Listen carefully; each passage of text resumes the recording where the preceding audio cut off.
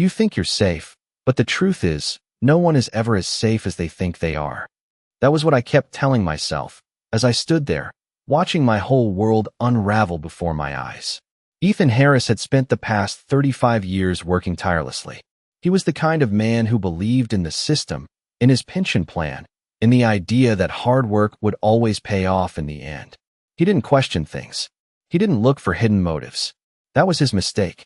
Ethan had worked for decades, earning a comfortable retirement, one that promised him peace of mind in his later years. But one mistake, one moment of misplaced trust, would turn everything upside down.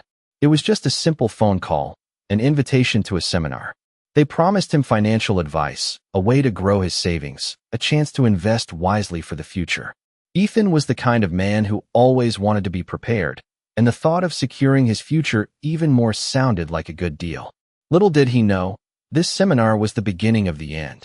The company claimed to specialize in retirement planning, claiming to have a system that could increase the value of your pension exponentially.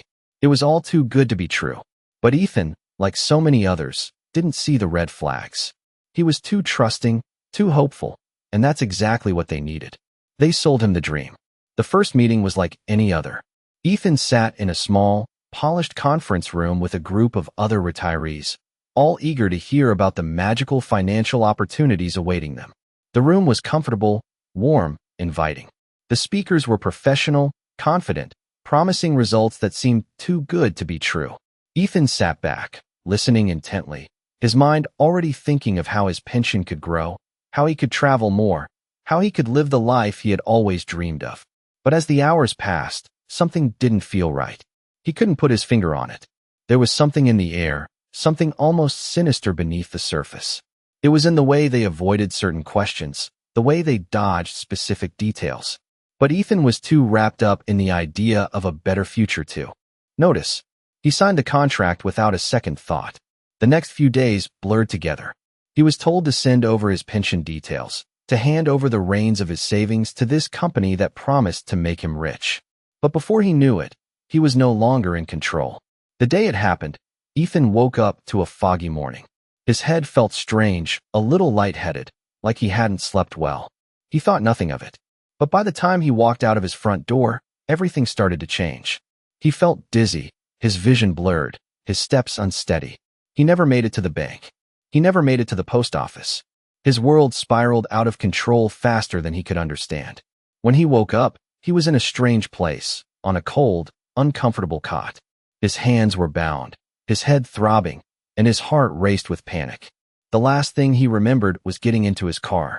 Now he was here, trapped. He struggled to sit up, but his body refused to cooperate. The room around him was dim, the air heavy with a musty smell. There were no windows, no doors, just a single light hanging above him. Ethan's mind raced, trying to piece together what had happened. He could barely remember the details, but one thing was clear. He had been drugged. His pension, his life savings, had been stolen from under his nose. And now, he had no way to get it back. Panic surged through him as he realized the extent of the betrayal. He had been duped, taken advantage of by a group of people who saw him as nothing more than a means to an end. His entire life had been reduced to a simple number in a bank account, stolen without a second thought. Ethan couldn't just let this happen. He couldn't let them win. He had worked his entire life for that pension, for that security. He wasn't going to let them take it away from him without a fight. The plan started forming in his mind. It wouldn't be easy. It wouldn't be quick. But he would escape. He would find a way out of this nightmare. The first step was simple. He needed to get out of the room. He wasn't sure where he was or who had brought him here, but he knew he had to act fast. The longer he stayed, the less chance he had of getting away. Ethan could barely move, his limbs feeling weak, but he pushed through the fog in his mind, focusing on the task at hand. It wasn't much, just a small window high up on the wall, but it was enough to give him hope. He could see the faint outline of the world outside, a glimpse of freedom. But it wasn't just about escaping. Ethan had to outsmart them. He had to outlast them. He had to make sure that when he left this place, he would take his savings with him. He would get his revenge on those who thought they could take everything from him. His determination grew stronger as the days went on. He began studying the layout of the room, the people who came in to check on him, the routines they followed. He was getting closer. He had to act before they figured out he was onto them. His plan wasn't perfect, but it was all he had. The world outside still seemed so far away, but Ethan knew one thing for sure. He wasn't giving up. He would fight for his freedom, for his dignity, and for the life he had worked so hard to build. I had been stuck in that room for what felt like forever. The days blurred together, each one feeling longer than the last. I had no sense of time, no sense of the outside world. The only thing I could rely on was the thin strip of light filtering through the cracks in the walls. It was enough to remind me that the world outside was still out there. I wasn't sure how long I'd been in that dim, musty room, but I knew one thing. I wasn't going to give up. I had worked too hard for my pension, for the life I'd built, and I wasn't about to let some greedy criminals take it away from me without a fight. It took me a few days to regain my strength. My body felt weak from the drugs they had given me, but slowly, I started to feel like myself again. I knew I had to move carefully, think strategically. Every step had to be calculated, every decision made with precision. I began to observe the routines of the people who came to check on me. They weren't very attentive, which gave me an edge. I watched how they moved, how they talked, how they left the room unlocked when they brought in food or water. They were too comfortable, too sure of themselves. They thought I was just some helpless victim. What they didn't realize was that I wasn't going to let them win. My mind was sharp, and I was determined to outsmart them. I began to plan. The first thing I needed to do was get a better look at my surroundings. The small window in the corner of the room was my only source of hope. It was high up on the wall, but if I could somehow reach it, I might be able to see where I was. Maybe there was a way out. I had no idea what was beyond those walls, but I knew I had to take the chance. I spent hours studying the room, figuring out how to make use of what little I had. The cot I was lying on was uncomfortable, but it gave me something to stand on. The light above me buzzed intermittently, but it was enough to provide a little illumination. I started to make a plan. I had no idea how I was going to escape, but I knew I had to move fast. The longer I stayed in that room, the less chance I had of getting out. They might have been watching me, but I was watching them, too. I started to work on a system. I would wait until they came in with food or supplies. Then I would slip past them, out the door, and into whatever was beyond. It wouldn't be easy. It wouldn't be quick. But I had no other choice. One afternoon, I finally saw my opportunity. They had left the door slightly ajar after bringing me a tray of food. It was the first time in days that I'd seen it open like that. My heart raced as I pushed myself to my feet. My legs wobbled, but I ignored the weakness. This was it. This was my chance. I moved slowly, careful not to make any noise. The floor creaked beneath my feet, and I held my breath, praying that no one would hear. The door was only a few steps away, but it felt like a mile. Every second felt like an eternity. When I finally reached the door, I hesitated. I couldn't see beyond the crack, but I could hear voices in the distance. They were talking, but I couldn't make out what they were saying. I took a deep breath and pushed the door open just enough to slip through. My heart pounded in my chest as I stepped into the hallway. I had no idea where I was, but I knew I had to keep moving. I crept down the corridor, trying to stay out of sight.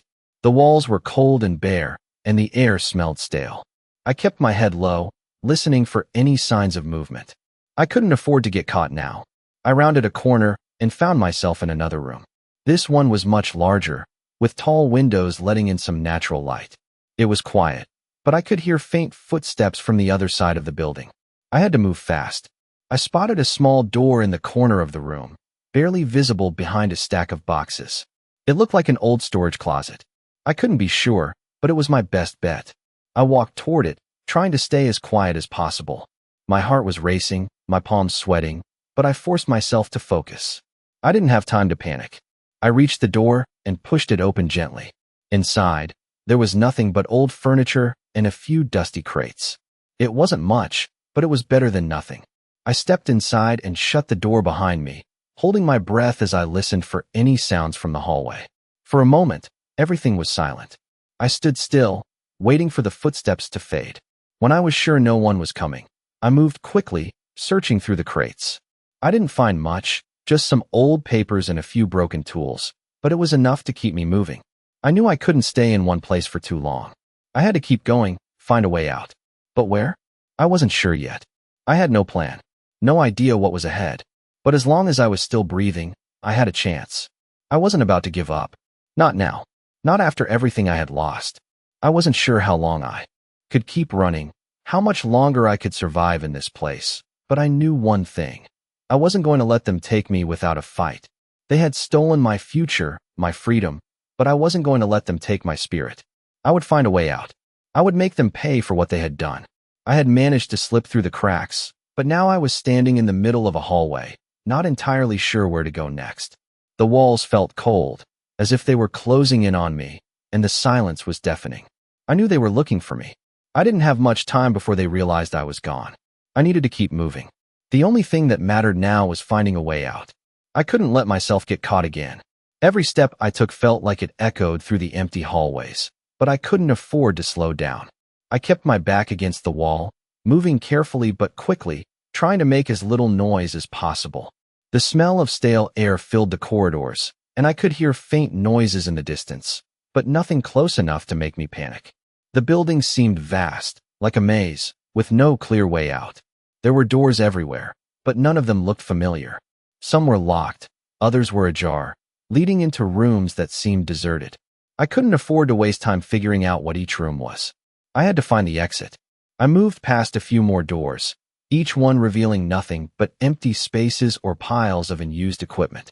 My mind raced, trying to piece together what I had learned in the last few days. I couldn't go back to the room where they had kept me. If I did, they would catch me for sure. I had to keep going forward. I turned another corner, my eyes scanning every inch of the hallway. Then I saw it. A door at the end of the corridor, half open, with a faint light spilling through. It was a long shot, but it was the best lead I had. I made my way toward it, my heart pounding in my chest. The closer I got, the more I could feel the tension building up in me. I was so close. I reached the door and pushed it open slowly, careful not to make a sound. On the other side was a small office, with a single desk and a computer sitting in the corner. The room seemed to be empty. I stepped inside, closing the door quietly behind me. My eyes quickly scanned the desk, looking for anything useful. There was a pile of paperwork, some files, and a few pens, but nothing that seemed important. I moved toward the computer, hoping to find something that could help me. I sat down in the chair, cautiously reaching for the mouse. The screen flickered to life, and I quickly typed in a random password, just hoping for a miracle. To my surprise, the computer logged in. The first thing I saw was an open folder titled Operations. I clicked on it, and a list of documents appeared. They were all financial records, spreadsheets, and transaction details. It didn't take long for me to realize that these weren't just random documents. They were records of the people they had scammed, the accounts they had emptied, and the money they had stolen. This was it. This was my chance to get the evidence I needed. I grabbed a flash drive from the desk and quickly copied the files, praying I wouldn't get caught in the act. As I waited for the transfer to finish, I heard footsteps approaching. My heart skipped a beat. I couldn't afford to be caught now. I yanked the flash drive from the computer and shoved it into my pocket. I had to move fast. The footsteps grew louder, and I could hear voices in the hallway. I quickly stood up, looking for a way out. There was a window at the far end of the room, but it was too high to reach. I glanced around, my eyes landing on a fire escape ladder near the window. It was a long shot, but it was the only option I had. I made my way to the window, trying to keep my movements as quiet as possible. I lifted the window with a creak, then quickly climbed out onto the fire escape. The cold air hit my face as I stepped onto the metal platform, but I didn't have time to worry about the chill. I had to get down, get out of the building, and disappear. I made my way down the fire escape, my hands shaking with every step. The metal rungs were cold under my fingers, but I kept going, one step at a time. I was almost at the bottom when I heard a voice call out from above. "Hey, stop." I froze. They had found me. I looked down at the ground, the pavement below seeming so far away. I had to act fast. I pushed myself off the ladder and dropped, landing on the grass with a thud. Pain shot through my legs, but I ignored it. I didn't have time to feel sorry for myself. I was free. I took off running, not looking back, not caring where I was going. I just needed to get away. I didn't stop until I was far from the building, panting, out of breath. I couldn't believe I had made it. But I knew this was just the beginning. I had the evidence. I had what I needed to take them down. But now, I had to stay ahead of them. They would be coming for me, and I couldn't afford to get caught. My heart was still racing, but I felt something else, hope. For the first time in what felt like forever, I felt like I might actually have a chance. I wasn't done yet. Not by a long shot. I knew I had a fight ahead of me, but I wasn't going to back down. Not when I had come this far. I ran without looking back, every step feeling heavier than the last. The night air was cool against my skin, but the adrenaline coursing through my veins kept me going. I didn't know where I was heading, but I couldn't stop. The files in my pocket were my only lifeline. I had to protect them, get them to safety. I had no idea how much time I had before they realized I was gone, before they figured out where I was. I had no choice but to keep moving. My legs burned from the effort, but I pushed through the pain. I didn't have much of a plan, just the instinct to get as far away as possible. The city was quiet, empty at this hour. Streetlights flickered in the distance, and I kept to the shadows, trying not to attract any attention. I had no idea who was after me, but I couldn't risk being caught. I had to find somewhere safe to hide.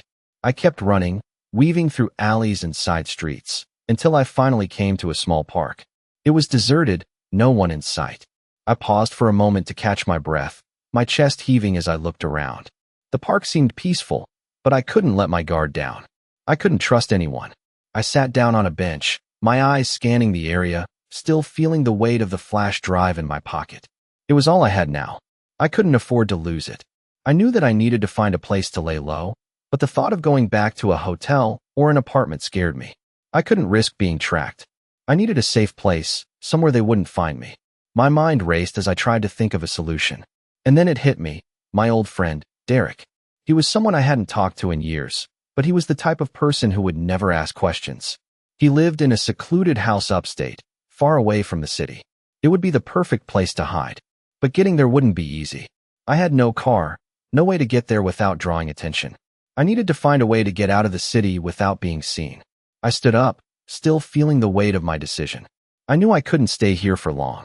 I started walking, trying to blend in with the shadows, avoiding the main roads. I needed to get to the bus station. There, I could find a way to get out of town without anyone noticing. It wasn't a perfect plan, but it was the only one I had. The bus station was just a few blocks away, but it felt like miles. My legs were stiff from the running, and I was beginning to feel the exhaustion set in. I had to keep going. I couldn't stop now. As I approached the bus station, I felt a wave of relief wash over me. It wasn't much, but it was a step in the right direction. I walked through the entrance and tried to act as casual as possible, like I belonged there. The last thing I needed was to draw attention to myself. I went to the ticket counter and asked for a one-way ticket out of town. The clerk didn't ask any questions, just handed me a ticket for the next bus leaving. I didn't care where it was going, as long as it was away from here. I took the ticket and made my way to the waiting area. The bus would be leaving in an hour, which gave me just enough time to relax for a bit. I sat down, trying to calm my racing thoughts. My eyes kept darting around, scanning the room for any sign of someone who might recognize me, but no one seemed to be paying attention. I had made it this far. I couldn't stop now. The time passed slowly, but finally, the bus pulled up, and I stood up, ready to get on. The journey would take several hours, but it would be worth it. As I boarded the bus, I took one last look around the station, just in case. The doors closed behind me, and I settled into my seat, trying to relax. I was on my way to safety. I wasn't sure how long it would take for me to fully get out of their reach, but I knew that for now, I was free. The bus pulled away from the station, and I looked out the window, watching the city fade into the distance. It felt like I was leaving a part of my old life behind, and maybe that was for the best. It was hard to let go, but I knew it was necessary. I had to keep moving forward, one step at a time. As the bus rolled on, I couldn't help but think about what I had learned in the past few days. They had taken my money, my security, but they hadn't taken my will to fight. I had come this far, and I wasn't about to stop now. I had the evidence. I had the proof I needed to bring them down. It wouldn't be easy, but I would make them pay for what they had done. The road ahead was uncertain, but I knew one thing for sure. I wasn't going to let them win. I had been on the bus for hours, the rhythmic hum of the wheels on the pavement almost lulling me to sleep. The city was long behind me, and I felt a sense of relief with every passing mile. But even as I relaxed, I couldn't shake the feeling that I wasn't truly free yet. I still had the evidence, but I needed a plan. A solid plan. Derek's house was still hours away, and I had to make sure I stayed undetected until then. I kept my head down, staring out the window as the landscape slowly changed from the bustling city to the quiet, rural outskirts. The thought of seeing Derek again brought a sense of comfort. He was always the kind of guy you could count on. No questions asked. But even with his help, I knew there were still risks. I couldn't let my guard down. I couldn't let anyone know what I had or where I was going. The last thing I needed was someone from my past catching up to me. I had to be cautious.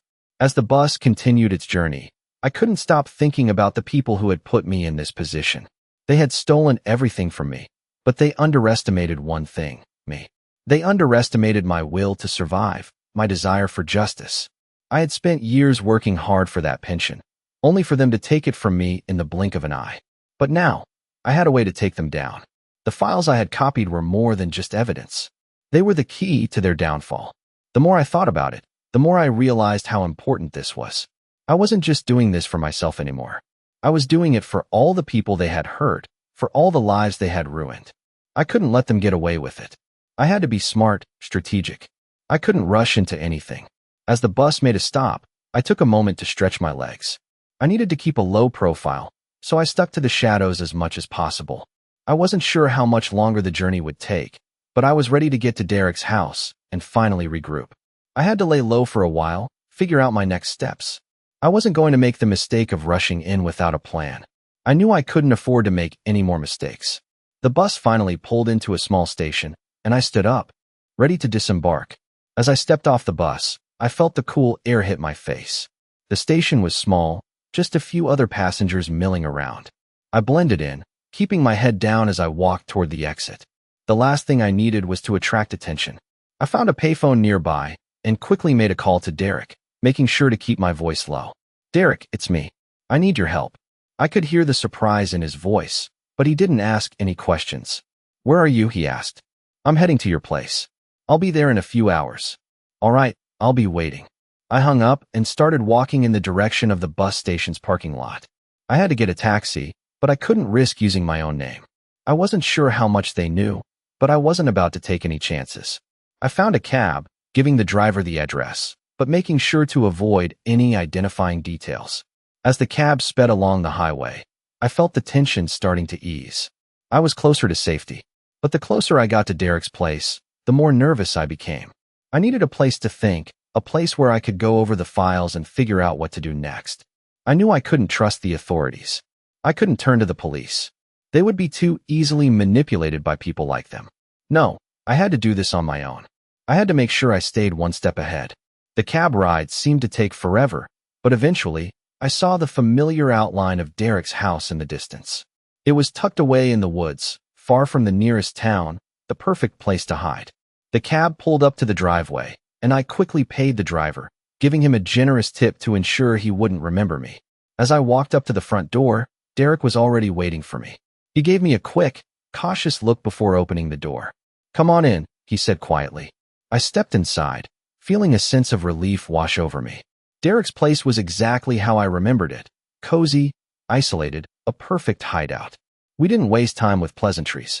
Derek led me to the small living room, where I sat down my bag and took a seat. "What happened?" he asked, his voice low. I pulled out the flash drive from my pocket and placed it on the table. "I need you to keep this safe. It's everything I need to take them down." Derek's eyes narrowed as he looked at the drive. "Are you sure you're ready for this?" he asked. I nodded. "I don't have a choice. They've taken everything from me. This is my only shot." Derek was quiet for a moment, then nodded. "All right, we'll figure this out. But you can't let your guard down. Not now." I could feel the weight of the situation pressing on me. There was no turning back now. This was the moment that would decide everything. I knew it wasn't going to be easy, but I was ready to face whatever came next. I wasn't going to let them win. Not after everything they had done. I sat on the couch, the room filled with an uneasy silence. Derek was across from me, his eyes fixed on the flash drive I had given him. We both knew what was at stake. The weight of the situation was heavy in the air. I could feel the tension, the sense of urgency creeping up my spine. This was it, the moment of truth. Derek broke the silence first. "All right, let's take a look at what we've got here," he said quietly, his voice steady but with an edge of concern. He picked up the flash drive, holding it between his fingers like it was something delicate, something fragile. I watched as he plugged it into his laptop. The screen flickered to life, and within moments, the files appeared in front of us. Financial records, bank statements, transaction logs, everything I needed to take down those who had ruined my life. I leaned forward, my eyes scanning the screen, my heart pounding in my chest. There was a lot to go through, and I knew I couldn't afford to miss anything. This was my shot, my only chance to bring them down. As Derek began clicking through the documents, I couldn't help but think back to how it all started. I had trusted them. I had believed their lies, their promises. They had convinced me that everything would be fine, that I was in good hands. But all along, they had been planning to take everything from me. I clenched my fists, the anger rising in my chest once again. But I couldn't let that anger cloud my judgment. I had to stay focused. Derek's voice interrupted my thoughts. "This is bad," he muttered, his eyes narrowing as he scanned a particular file. "These are all fake accounts. They've been laundering money through these transactions for months." My stomach dropped. I had suspected something was off, but hearing it confirmed felt like a punch to the gut. "How much money are we talking about?" I asked, my voice tight. Derek clicked through a few more files, his brow furrowed in concentration. "Millions," he said, his voice low. "They've been stealing from people like you for a long time. You're not the only one they've targeted." I felt a cold chill run through me. Millions. It was worse than I had ever imagined. But there was no time to dwell on it. "We need to act fast," I said, my voice firm. "We can't let them get away with this."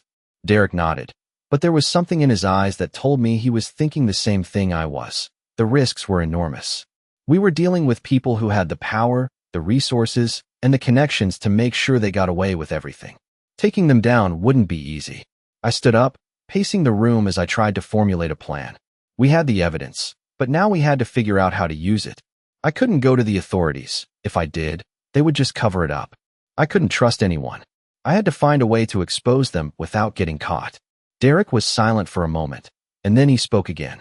"You know they'll be looking for you," he said, his voice quiet but serious. "You can't stay here for long. It's too risky." I nodded, feeling the weight of his words. I had already spent too much time in one place. "I know," I said, "but I need to figure this out. I need to make sure I don't miss anything. If we're going to bring them down, we need to be smart about it." Derek stood up and walked over to the window, looking out at the quiet, darkened yard. "You're right," he said after a moment. "But you can't do this alone. You need help. We can't just rush into this without a plan. We need to think it through." I turned to him, my mind racing. I had always prided myself on being independent, on solving problems on my own. But now, I realized I couldn't do it alone. I needed Derek's help. We needed to work together if we were going to have a chance at bringing them down. "All right," I said, my voice steady. "We'll do this together. But we need to be careful. We can't trust anyone outside of this room." "Not yet." Derek nodded, and for the first time in a long time, I felt like we were on the same page.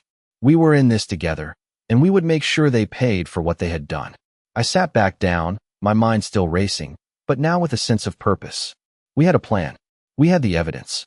We just needed to figure out the next step. It wouldn't be easy. It wouldn't be quick. But I was ready. We both were. Derek and I spent the next few hours going through the files, sorting through the evidence, making notes, and trying to figure out how to proceed. Every time I thought I had a clear path, a new obstacle would appear. But we kept going, driven by the desire to take down the people who had ruined our lives. It was late into the night when we finally decided on our next move. We would take the evidence to a trusted journalist, someone who had the resources and the platform to make sure the truth came out. It was a risk, but it was the best chance we had. We couldn't go to the police. We couldn't trust anyone in the system. The journalist would help us expose them to the world. I knew it wouldn't be easy, but I was ready to fight. The fire inside me had been reignited, and this time, I wasn't going to stop until I saw them brought to justice. As I sat there in Derek's living room, looking at the files, I knew that this was the turning point. This was where everything would change. We had the power to take them down. Now, it was just a matter of making sure we did it the right way. I sat in the quiet of Derek's house, the weight of what we were about to do settling on me. The room felt smaller than it had before, the air thicker with the pressure mounting around us. We had a plan now, a real plan. But even with that, the risks were enormous. We couldn't afford to make a mistake. The journalist we had chosen was someone who had worked on similar cases before, someone who understood the stakes. Derek had met him a few times over the years, but I had never met him in person. I trusted Derek's judgment, but I still felt a twinge of hesitation. Handing over the evidence to someone else was a big step, one that could either lead to the end of this nightmare or bring even more trouble. But we didn't have a choice. We needed the public to know the truth. It was the only way to make sure these people paid for what they had done. Derek was quiet, staring at the files we had spread out on the table. His face was grim, his hands folded in front of him. "We've got one shot at this," he said, his voice low. "If we go public, there's no going back. Are you ready for that?" I nodded, even though the nerves inside me told me otherwise. "We don't have a choice. It's the only way to make sure they're stopped." Derek didn't say anything for a long time, just continued looking at the files. Then, finally, he looked up at me. "I'll set up the meeting. I'll contact him. But we need to be careful. Don't trust anyone outside of this room." "Not yet." "I know," I replied, trying to keep my voice steady. "I won't." We spent the next few hours preparing. Derek called the journalist, and they agreed on a location for the meeting. It was a small, out-of-the-way cafe in a part of town that wasn't too crowded. We needed to keep things low-key. The fewer people involved, the better. I spent the rest of the evening going over the evidence again, making sure everything was in order. The files were extensive, filled with records, names, dates, and transactions, everything needed to bring them down. It was overwhelming, but I had to stay focused. I had to make sure we didn't miss anything. As the night wore on, the reality of what we were about to do hit me harder. This was it. We were going to expose everything. If we succeeded, everything would change. But if we failed, I pushed the thought aside. I couldn't afford to think like that. I had come too far to back out now. The next morning, Derek and I left early, heading to the cafe to meet the journalist. The drive felt endless, each passing minute adding to the weight pressing down on me. I had never been good at waiting, especially when the stakes were this high. But the moment we arrived, I felt a sense of relief. The cafe was quiet, just a few people scattered around. The kind of place where no one would ask questions. We found a small corner table, and I sat down, trying to steady my nerves. Derek had told me not to worry, that everything would be fine. But the truth was, I couldn't shake the feeling that we were walking into a trap. I couldn't trust anyone outside of Derek, not even the journalist. I glanced at my watch. We were early, but it was good to be prepared. The minutes ticked by, and just as I was starting to feel like I might lose my nerve, the door opened, and a man walked in. He was tall, wearing a simple jacket and glasses, his demeanor calm but sharp. He scanned the room briefly before walking toward our table. Derek stood up and shook his hand, and then the man sat down across from me. I took a deep breath, trying to remain composed. "You must be Ethan," the journalist said, his voice steady. "I'm Ben. Derek's told me a lot about you." I nodded, my mind racing. "We have the evidence," I said, pulling out the flash drive and sliding it across the table. "Everything you need to expose them." Ben looked at the drive for a moment, his expression unreadable. He didn't take it right away, just studied it like it was some kind of puzzle. I held my breath, waiting for him to speak. Finally, he picked up the drive and put it in his pocket. "I'll need to go through this carefully," he said. "I won't make any promises, but I can get this in front of the right people. If this is what you say it is, it could go public pretty quickly." I felt a surge of hope, but I held it in check. "We can't afford any mistakes," I said. "This has to be handled carefully. We need to make sure it gets out, but we also need to protect ourselves. They'll be looking for us." Ben nodded, his face serious. "I understand. I'll take all the precautions. But you need to disappear for a while. Lay low." "We're already doing that," Derek said, his voice low. "We're not sticking around. But we need this to work. We can't afford for it to fail." "It won't fail," Ben said, leaning forward slightly. "But you need to trust me. I'll handle this. You just need to stay out of sight until it breaks." We exchanged a look, the weight of his words settling in. I knew this was our best shot, but it was still hard to fully trust him. Derek seemed to believe in him, though, and that was enough for now. We didn't have any other options. "All right," I said, my voice steady. "Do what you need to do." Ben stood up, nodding. "I'll be in touch.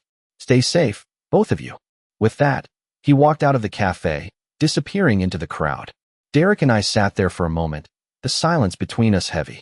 I felt a strange sense of calm wash over me, but underneath that calm was a storm. We had done everything we could. Now, it was up to Ben to make sure it all worked. It wasn't over yet, but for the first time in a long time, I felt like there was a light at the end of the tunnel.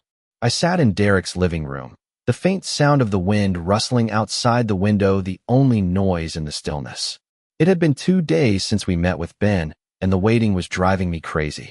We had given him everything, every document, every file, everything that could expose the criminals who had stolen our lives.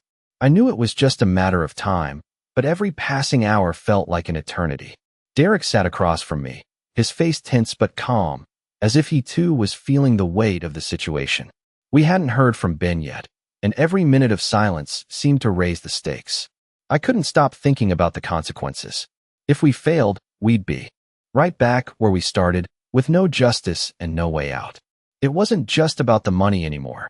It was about making sure they didn't get away with it. Derek shifted in his chair, pulling me from my thoughts. "We have to trust him," he said quietly. "He knows what he's doing." I nodded, but my mind was still racing. "I know, but it's bigger than we thought. We've got one shot at this, and if it doesn't work..." I paused, not able to finish the thought. "It has to work," Derek said firmly. "We've come this far. We're not turning back now." His words, though calm, had an edge of determination, a strength that kept me grounded. He was right. We couldn't back out. We had to see this through. My phone buzzed suddenly, cutting through the silence. I jumped, startled by the unexpected sound, and reached for it quickly. It was a text from an unknown number. I opened it with a quick swipe, my heart racing. The message was short and simple. Asterisk, "It's happening. Stay alert." Asterisk, that was it. No further explanation. I stared at the screen for a moment, trying to process the meaning of the message. "What is it?" Derek asked, his voice sharp with curiosity. "It's Ben," I said, my voice tight. "He says it's happening."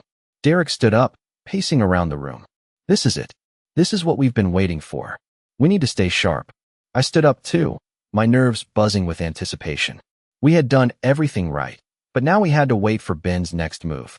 The weight of the moment hung heavily between us, the reality of what was about to unfold setting in. There was no going back now. We were on the edge, and everything was about to change. The phone buzzed again, and this time it was a call from Ben. I answered quickly, my heart pounding in my chest. "Ethan," Ben's voice came through the line, calm and steady. "We've got the story. It's going to break soon. We need to move."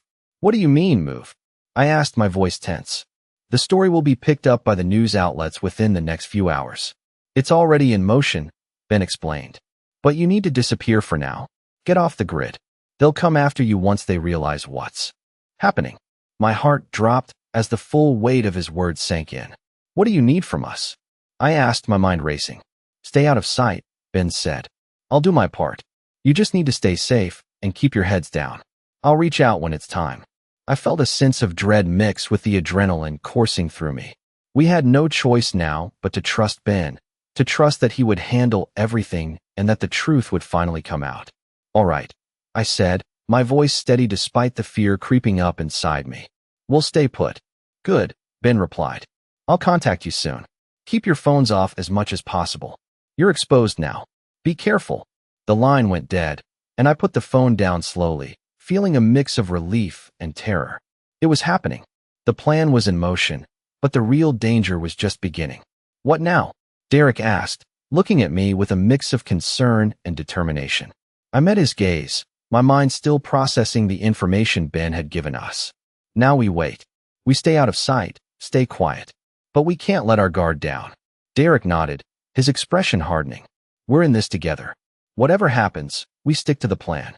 I could feel my pulse quicken again as the gravity of the situation settled in. This wasn't just about us anymore. This was bigger. We were about to expose a vast network of corruption and greed, and no one would be safe. The criminals behind it all wouldn't just back down. They would fight back, and we would be in their crosshairs. The silence in the room felt deafening as we sat there, both of us thinking about what was coming next. I had no illusions about how dangerous this was. The next few hours would determine everything.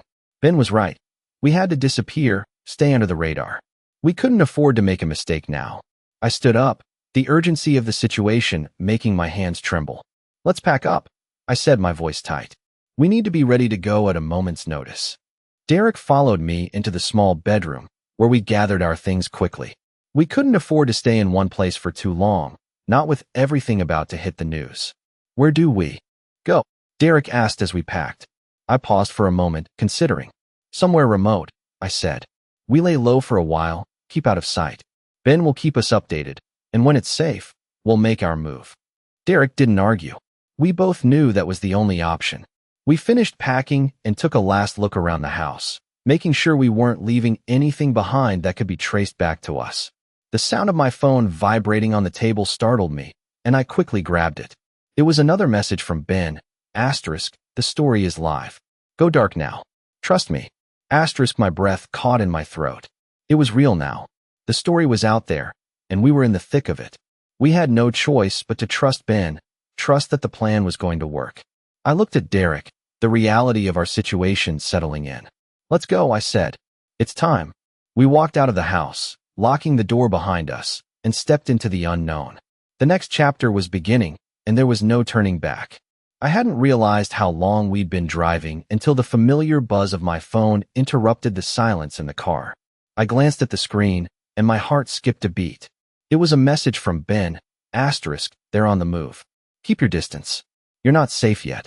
Asterisk, the message hit me like a cold wave, and for a moment, I felt the familiar tension creeping back in. We weren't out of the woods yet. The world was changing, but not in the way I had hoped.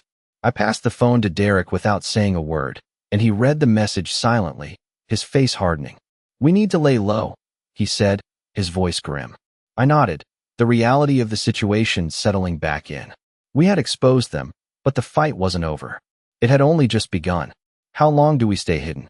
I asked, trying to keep my voice steady. Derek took a deep breath, his fingers gripping the steering wheel tightly. Until we know it's safe. Until the story is out there and they can't control it anymore. Until the heat dies down. And how long will that take? I pressed, though I already knew the answer. Derek didn't answer right away. He simply kept driving, his eyes focused on the road ahead. I could see the strain in his posture, the weight of everything that was happening pressing down on him. The truth was, we didn't know how long it would take. We didn't know how long it would be before the people we were fighting against realized just how much damage had been done. But what we did know was that the next few days, maybe even weeks, were going to be critical. We had to remain invisible, stay off the radar, while the world reacted to what we had exposed. I stared out the window, watching the scenery pass by in a blur. It felt like everything was moving in slow motion, the world outside looking normal, while my life had been completely turned upside down. Everything had changed, but I still felt that nagging sense of urgency, that feeling that something could go wrong at any moment. We drove for what felt like hours, the sun beginning to set as we headed farther away from the city. I had no idea where we were going, but I trusted Derek. He always had a plan, even if he didn't always share the details. Finally, we pulled off the main highway and onto a small, isolated road. It was the kind of place that didn't show up on maps, the kind of place where you could disappear if you needed to. Derek pulled the car to a stop outside a modest cabin hidden deep in the woods. The area was quiet, peaceful even. It felt like the kind of place that could give us the safety we needed, at least for a little while. We both got out of the car, and Derek led me up to the cabin.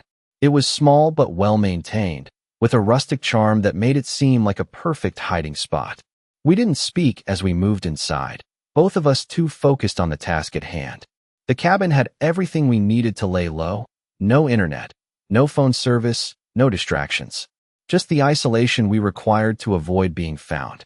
Once we were inside, Derek locked the door behind us. He pulled out his phone and started scrolling through messages.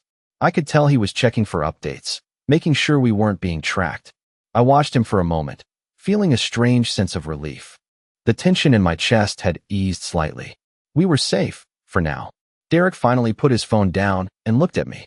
We'll stay here for a few days, he said. Then we'll reassess. I'll keep an eye on the news. Once we know the story is out there and they're scrambling to cover it up, we can make our next move. I nodded. It felt like a good plan. It was the only plan we had. We spent the next several hours in the cabin, trying to keep ourselves occupied. We read.